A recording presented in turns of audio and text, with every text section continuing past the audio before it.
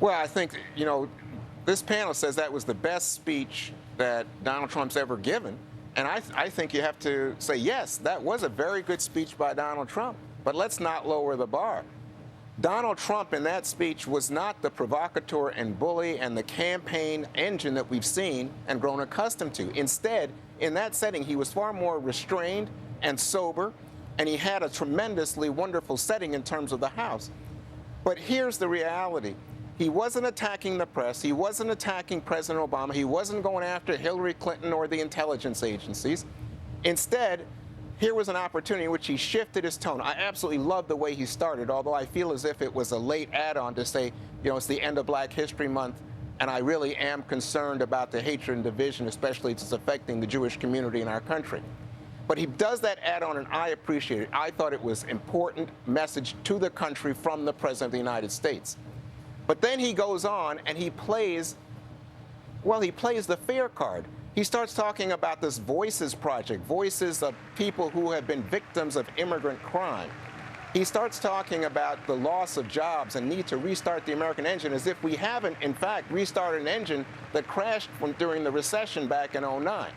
He starts talking about even the schools, and I so agree with him on school choice. Very important issue for me, and I think for him.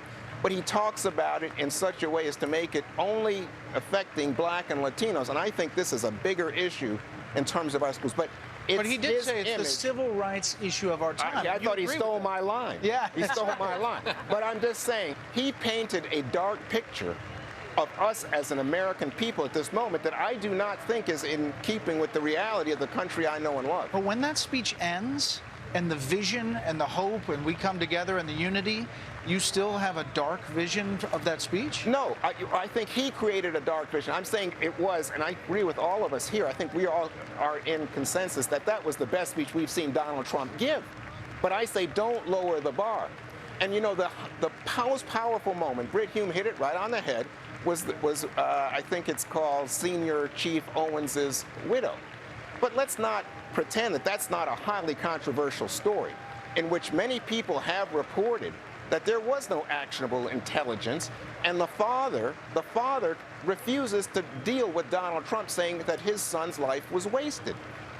So that is, to me, part of what the story is going to be going forward. Tonight, the drama of it, the television aspect of it, just tremendous. But the backstory is also going to come out. Well, and Secretary Mattis obviously weighed in with that quote that President Trump delivered. So let's bring in our panel for reaction.